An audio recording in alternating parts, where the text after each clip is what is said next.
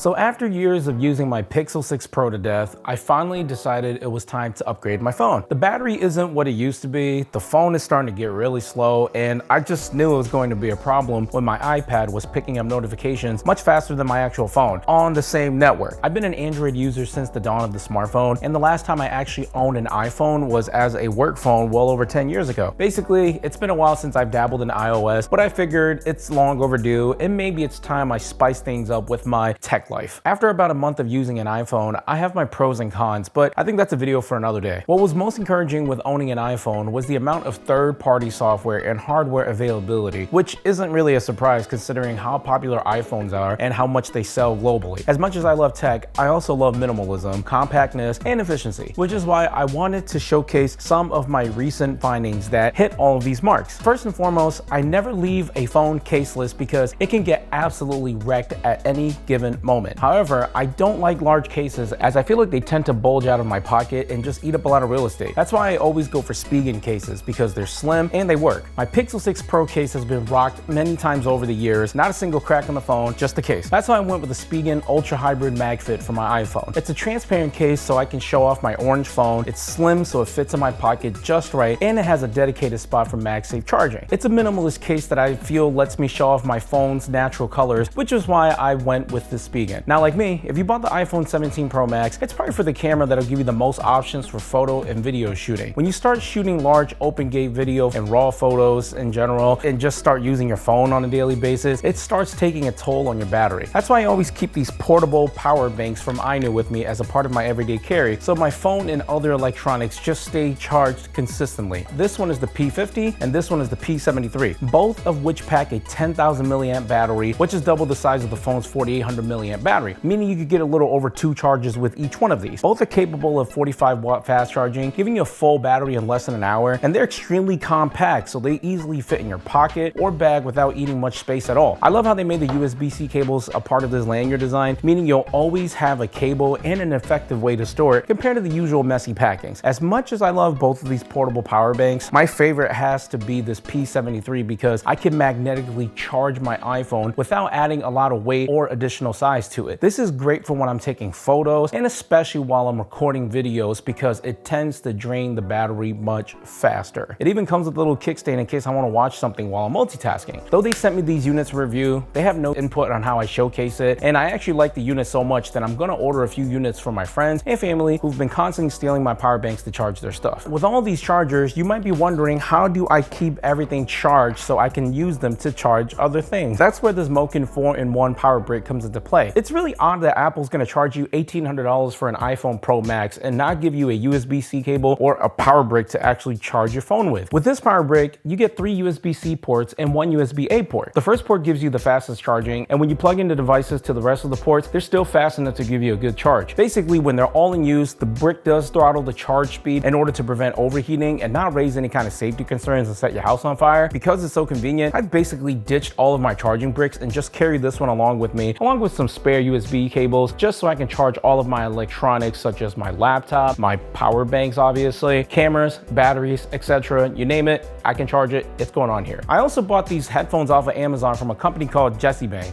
I know, really odd name, but I'm not gonna lie, these earbuds are pretty darn good for 20 bucks. They have environmental noise canceling, ENC for short, which is similar to active noise canceling and basically blocks out any noise outside of what you're listening to. It even includes different tips for different ear canal sizes. It comes with a charging case that has an LED display, just so you know how much battery is left with the case and the earbuds. They're extremely easy to pair, they're easy to use, they sound great, and I actually plan on picking up another pair. Now, this one is optional, but if I plan on the day being photo and video heavy, then my go-to bag for the past few years has obviously been the PGY Tech One Mo backpack. I made a whole video going in depth on how great this camera bag has been, even after all of these years. So if you want the full in-depth review, check out that video. This bag has survived quite a few years with me on travel, work, and I usually never leave the house without it. It's great for packing all of these accessories, my laptop, my iPad, and any random things that I just decide to pack with me. So yeah, this is kind of it if you're looking for a nice budget-friendly option function, and nice accessories to go with your iPhone. There's a vast amount of accessories out there, but these are the ones that I find to be most useful in every day and in any given situations. And they obviously don't break the bank. With that being said, if you found this video helpful, please don't forget to hit that subscribe button and hit like for more content like this. If there's anything that you like as a part of your everyday carry and you would recommend, please put it down in the comment section down below so I'm aware of it as well. So next time,